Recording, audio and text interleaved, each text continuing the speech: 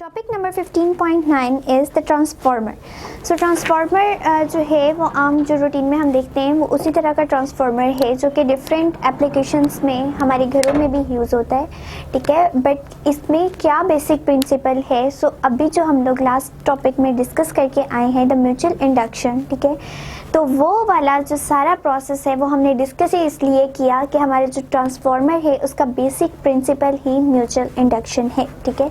सो transformer को शुरू करने से पहले हमें पता होना चाहिए कि म्यूचुअल इंडक्शन क्या है। सो म्यूचुअल इंडक्शन एक ऐसा फिनोमेना है जिसकी वजह से हमारे एक कॉइल के अंदर इंड्यूस्ड जो करंट है वो प्रोड्यूस होता है जब हम दूसरे कॉइल के अंदर करंट में वेरिएशन प्रोड्यूस करवाते हैं, ठीक है। सो ट्रांसफार्मर में भी क्या होता है कि हम एक कॉइल में करंट दे रहे होते हैं, उसमें करंट में वेरिएशंस आ रही होती हैं, उसकी वजह से दूसरे कॉइल में ऑटोमेटिकली करंट जनरेट होना शुरू कर देता है, ठीक है। सो ट्रांसफार्मर जो है उसका बेसिक प्रिंसिपल क्या है? Mutual induction.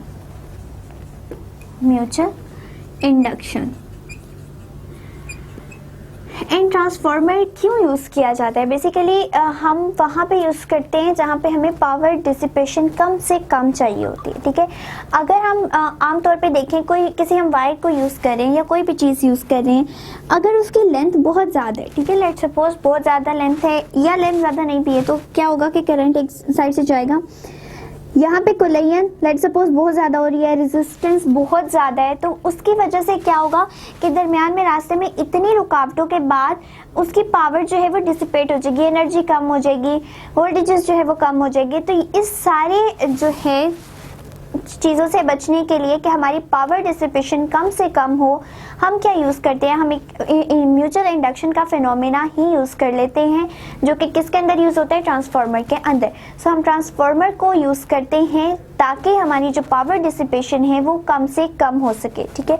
सो ये हमारा यूजेज एक तरह से आ जाता है ट्रांसफार्मर का कि हम इसको क्यों यूज़ करते हैं, ताकि हमारी पावर जो है वो कम से कम ज़ाया हो, ठीक है। और इसका बेसिक प्रिंसिपल हमारे पास क्या आ जाता है? Mutual induction. सो ये तो हमने इसके कॉमन पॉइंट्स पढ़ लिए। अब आ जाते हैं हम इसके कंस्ट्रक्शन पे, ठीक है। सो कंस्ट्रक्शन इसके किस तरह से होती है? एक हमने आयरन कॉर्ड लिया होता है, ठीक है, इस तरह से। समटाइम आपने देखा होगा कि एक हमारे पास वॉल हैंगिंग टाइप ही होता है कि एक वॉल हैंगिंग होता है, उसके सेंटर से जगह खाली की होती है, स्पेस खाली करके एंड राउंड्स पे जो है उसको डेकोरेट किया होता है, ठीक है। इसी तरह का हमारे पास एक आयरन कोर है जो कि इंसुलेटर है, ठीक है। इसके अंदर से करंट पास आउट नहीं कर सकता। अब करंट अगर इसमें से पास आउट नहीं कर सकता तो हम किस तरह कह रहे हैं कि यहाँ पे जो है म्यूचुअल इंडक्शन का फिनोमेना होगा? उसके लिए हमने स्टडी किया था कि हमें दो कॉइल्स चाहिए, ठीक है। कॉइल्स जो है वो एक दूसरे के करीब होने चाहिए लेकिन एक ही सर्किट से अटैच नहीं होने चाहिए, ठीक है। तो हम क्या करते हैं, हम इसके ऊपर दो यहाँ पे कॉइल्स जो हैं इसके गेट यहाँ पे प्लेस करवा देते हैं, ठीक है। एक हमारे पास यहाँ एंड एक यहाँ पे, ठीक है। अब आपस में देखें तो इनका कोई कनेक्शन नहीं है। इट मीन्स हमारे पास जो टू कॉइल हैं वो सेपरेट हैं, ठीक है। लेकिन क्या है, क्योंकि ये एक ही आयरन कोर पे है तो आयरन कोर बहुत ज़्यादा बड़ा नहीं है, करीबी है, तो इसलिए ये दोनों एक दूसरे के करीब भी होंगे, ठीक है। अब एक साइड पे जो हम लोगों ने कॉइल यूज़ किया है हम उसको प्राइमरी कॉइल कहते हैं, प्राइमरी कॉइल, ठीक है। जो दूसरी साइड पे है उसको हम सेकेंडरी कॉइल कहते हैं, सेकेंडरी कॉइल। अब क्या होगा कि हमने क्या प्रोड्यूस करवाना है? हम यहाँ पे ट्रांसफार्मर में वोल्टेजेस प्रोड्यूस करवाना चाहते हैं, ठीक है। वोल्टेजेस, और वोल्टेजेस क्या होते हैं? बेसिकली ईएमएफ, ठीक है। तो ईएमएफ को अगर हमने प्रोड्यूस करवाना हो तो उसके लिए हम क्या करते हैं? मैग्नेटिक फील्ड को यूज़ कर लेते हैं। अब यहाँ पे बेसिकली होगा क्या कि हमने प्राइमरी कॉइल को अटैच कर देना है किसी भी सोर्स से, ठीक है, यानी एसी सोर्स से अटैच कर दिया। सो यहाँ से इसके पास क्या जा रहा है? ऑल्टरनेटिंग करंट जा रहा है, ठीक है। अब करंट जा रहा है तो इसके अंदर क्या प्रोड्यूस हो जाएगी? मैग्नेटिक फील्ड प्रोड्यूस होगी, ठीक है। मैग्नेटिक फील्ड जो प्रोड्यूस होगी वो क्या करेगी कि नंबर ऑफ लाइंस होती हैं चूँकि, तो कुछ जो लाइंस हैं वो इस कॉइल के अंदर से भी पास आउट करना शुरू कर देंगी, ठीक है। सो पहले कुछ भी नहीं था, पहले ज़ीरो था, ठीक है, कोई वोल्टेजेस नहीं थे, कोई इंड्यूस्ड ईएमएफ नहीं थी, कोई मैग्नेटिक फील्ड लाइन प्रोड्यूस नहीं हो रही थी। तो यहाँ पे हमारे पास let's suppose 0 magnetic field lines है। अब हमने जैसे ही एसी सोर्स से अटैच किया, करंट पास आउट किया, करंट ने क्या किया कि यहाँ पे हमारे पास मैग्नेटिक फील्ड लाइन प्रोड्यूस हुई। मैग्नेटिक फील्ड लाइंस जो है वो इसके अंदर से भी पास आउट करेंगी और यहाँ पे आके क्या प्रोड्यूस करवा देंगी, यहाँ पे हमारे पास क्योंकि पहले 0 थी मैग्नेटिक फील्ड लाइन, अब मैक्सिमम पास आउट कर रही है तो यहाँ पे वेरिएशन आ गई, ठीक है। उस वेरिएशन की वजह से क्या प्रोड्यूस हो गई, इंड्यूस्ड ईएमएफ, जो कि बेसिकली क्या है, ऑल्टरनेटिंग वोल्टेजेस प्रोड्यूस करवाएगी। तो हमने क्या किया, हमने यहाँ पे म्यूचुअल इंडक्शन का प्रिंसिपल यूज किया। किस तरह से कि प्राइमरी कॉइल को हमने एसी सोर्स या सोर्स से अटैच किया एंड उसके अंदर जो मैग्नेटिक फील्ड प्रोड्यूस हुई, उस मैग्नेटिक फील्ड ने सेकेंडरी कॉइल के अंदर इंड्यूस्ड ईएमएफ प्रोड्यूस करवा दी। अब जो प्राइमरी हमारा कॉइल है उसके अंदर जो वोल्टेजेस हैं उसको हम वीपी से डिनोट करते हैं, यानी voltages in primary coil, and secondary coil के अंदर हम इसको वीएस से रिप्रेजेंट करते हैं। सो जो हमारा सेकेंडरी कॉइल के अंदर जो वोल्टेजेस प्रोड्यूस हो रहे हैं, हमें यहाँ पे डायरेक्टली नजर आ रहा है कि वो कब प्रोड्यूस हुए हैं, only when there is a VP, यानी अगर हम यहाँ पे वोल्टेजेस प्रोड्यूस करवाएंगे तभी यहाँ पे वोल्टेजेस प्रोड्यूस हो सकते हैं। सो जितनी भी हमारे वोल्टेजेस है सेकेंडरी कॉइल के अंदर वो किस पे डिपेंड कर रहे हैं कि हमारा प्राइमरी कॉइल के अंदर कितना वोल्टेज है। सेकेंडली ये किस चीज़ पे डिपेंड करते हैं, ये हमारे नंबर ऑफ टर्न्स पे डिपेंड करता है, ठीक है, कि प्राइमरी के अंदर कितने नंबर ऑफ टर्न्स थे या सेकेंडरी के अंदर कितने नंबर ऑफ टर्न्स हैं, ठीक है। सो हमारा जो वीएस है सेकेंडरी कॉइल, वो एक तो हमारा वीपी पे डिपेंड कर रहा है, ठीक है, इसको डिपेंड ऑन वीपी, ठीक है। जब तक यहाँ पे वीपी नहीं होगा वीएस प्रोड्यूस नहीं हो सकता।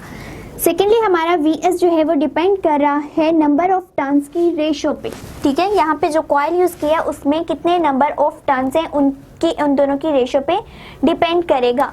सो हमारा वीएस जो है वो सेकेंडली डिपेंड करता है number of ratio of the turns in the secondary coil and number of turns in the primary coil, ठीक है। सो हमारे वीएस इन दो चीज़ों पे डिपेंड कर रहा है। सो इस लिहाज से हमारे पास क्या बन जाता है कि एज वीएस जो है VP equals to NS over NP, ठीक है। किस तरह से कि हमारा जो वीएस है अगर हम इसको सेपरेट आउट कर लें यहाँ से तो क्या बनेगा, NS over NP multiply by VP, ठीक है। सो ये चीज़ क्या शो करिए कि हमारे जो वीएस है वो इन दोनों की रेशो पे डिपेंड कर रहा है, नंबर ऑफ टर्न्स की रेशो पे, ठीक है, एंड सेकेंडली वीपी पे डिपेंड कर रहा है, जिसको हम लोगों ने यहाँ पे वर्डिंग में लिखा है उसी चीज़ को हमने यहाँ पे फॉर्मूला में रिप्रेजेंट कर दिया है। अगर हम यहाँ वीपी नहीं लिखना चाहते तो वीपी को यहाँ पे भी लिखा जा सकता है। सो इस तरह के हमारे फर्दर जो है फॉर्मूलाज में हमें यूज़ करना होगा न्यूमेरिकल्स में, जिसमें हमें समटाइम नंबर ऑफ टर्न्स निकालने होते हैं या वोल्टेजेस फाइंड आउट करने हैं। सो ये हमारे पास ट्रांसफॉर्मर से वोल्टेजेस निकालने का एंड नंबर ऑफ टर्न्स निकालने का जो है फॉर्मूला आता है। अब अगर हमारे पास number of turns in the secondary coil ज़्यादा है, ठीक है, तो इसका मतलब है वीएस जो है वो लार्जर हो जाएगा, ठीक। नो डाउट डिपेंड किस पे करें, वीपी पे। वीएस तब तक जनरेट नहीं हो सकता जब तक वीपी जनरेट नहीं होगा। सो डिपेंड ज़रूर कर रहा है, लेकिन अगर वीएस ज़्यादा है क्योंकि नंबर ऑफ टर्न ज़्यादा है तो वीएस ज़्यादा हो जाएगा। तो ऐसा ट्रांसफार्मर जिसके अंदर सेकेंडरी कॉइल के नंबर ऑफ टर्न ज़्यादा होते हैं हम उसको कहते हैं स्टेप अप ट्रांसफार्मर, ठीक है। और ऐसा ट्रांसफार्मर जिसमें number of turns in the primary coil ज़्यादा हो, लेट्स सपोज इस तरह से, अगर हम लोग नंबर ऑफ टर्न्स यहाँ पे ज़्यादा कर दें और यहाँ कम, ठीक है, सो एक के ज़्यादा होंगे एक के कम, तो क्या है यहाँ पे सेकेंडरी के ज़्यादा थे तो स्टेप अप ट्रांसफार्मर, यहाँ पे हमारे प्राइमरी के ज़्यादा हैं तो ये स्टेप डाउन ट्रांसफार्मर यूज़ होता है, ठीक है। एंड ये टर्म्स फर्दर यूज होती रहती हैं कि स्टेप अप ट्रांसफार्मर क्या है, स्टेप डाउन ट्रांसफार्मर क्या है, वाइवा क्वेश्चन भी है ये हमारा, एंड ये बोर्ड के क्वेश्चंस में भी अक्सर पूछ लिया जाता है। हमारे जो ऑब्जेक्टिव है उसमें कि स्टेप अप ट्रांसफॉर्मर किसे कहते हैं, जिसके अंदर सेकेंडरी कॉइल के नंबर ऑफ टर्न ज़्यादा हो, ठीक है। इट मीन्स अगर नंबर ऑफ टर्न ज़्यादा है तो VS ज़्यादा प्रोड्यूस होगा, ठीक है। इसको दोनों तरह से कहा जा सकता है। बुक में आई थिंक एक तरह से बताया गया कि VS ज़्यादा हो, बट इसमें क्या आता है कि NS भी ज़्यादा हो, यानी number of turn in the secondary coil ज़्यादा हो, तो उसको भी हम स्टेप अप ट्रांसफॉर्मर कहते हैं। इसी तरह से अगर हमारे पास number of turns in the primary coil ज़्यादा हैं, यानी NP ज़्यादा है, तो उसको हम स्टेप डाउन ट्रांसफॉर्मर कहते हैं। अगर NP ज़्यादा है, VP भी ज़्यादा होगा, ठीक है, तो उसका रिवर्स क्या आ जाता है, इधर आ जाता है कि अब यहाँ पे VP ज़्यादा है एंड NP ज़्यादा है, और इसमें number of turns in the secondary coil कम होंगे, तो इसको हम क्या कहते हैं, इसको हम कहते हैं स्टेप डाउन ट्रांसफॉर्मर। अब जो हमारे पास आइडियल केस आता है कि ट्रांसफॉर्मर में हम कहते हैं आइडियली, हमने इसको क्यों यूज़ किया था, यहाँ से रेज हो गया कि पावर डिसिपेशन जो है इसमें कम से कम होती है, ठीक है, बट प्रैक्टिकल में कम से कम होती है। अगर हम कोई भी आइडियल केस ले लें, no doubt ideal case exist नहीं करता, क्योंकि हर चीज़ में थोड़ी बहुत वेरिएशन होती है, थोड़ी बहुत पावर डिसिपेट होती है, हर चीज़ में प्रैक्टिकली हम लेके चलते हैं, किसी चीज़ को आइडियली नहीं लेके चलते। बट हम एज्यूम कर रहे हैं कि अगर हम आइडियली केस देखें तो हम उसमें किस चीज़ को पॉइंट आउट करेंगे, जस्ट पावर को, ठीक है, कि क्योंकि हम इसको ट्रांसफार्मर का यूज़ ही इसलिए करें कि पावर डिसिपेशन कम से कम हो, तो हम आइडियली कहेंगे कि वहाँ पे पावर डिसिपेट होती ही नहीं है। जितनी पावर हम प्राइमरी में प्रोड्यूस करवाएंगे उतनी ही सेकेंडरी में होगी, ठीक है। तो उसके अकॉर्डिंग हमारे पास क्या आ जाता है, power in primary and power in secondary जो है वो इक्वल हो जाएगी। जितनी पावर एक में प्रोड्यूस करवाई उतनी की उतनी दूसरे में आ रही है, ठीक है। तो ये कौन सा केस हो जाता है, ये हमारा आइडियल केस होता है, ठीक है। अब पावर का फॉर्मूला क्या होता है, VI, ठीक है। तो इसकी जगह हम लिख सकते हैं कि VP IP equals to VS IS। अब ये SS और PP किस चीज़ को रिप्रेजेंट करें कि VP यानी voltages in primary coil into current in primary coil. जब हम इन दोनों का प्रोडक्ट लेते हैं तब हमारे पास पावर आती है, ठीक है।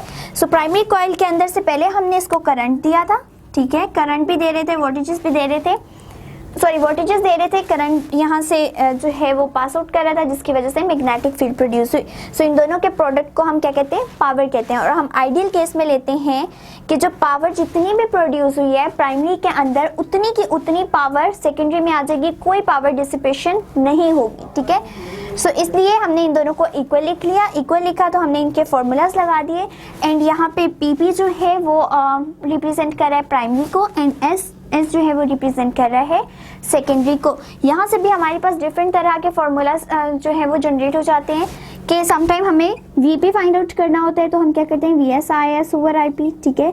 समटाइम IP फाइंड आउट करना होता है, समटाइम VS, समटाइम IS। सो ये हमारा जो है वो न्यूमेरिकल पॉइंट ऑफ व्यू से हमारे ये जो फॉर्मूलाज हैं वो बहुत इंपॉर्टेंट है। सो ये था हमारा आर्टिकल अबाउट द ट्रांसफॉर्मर।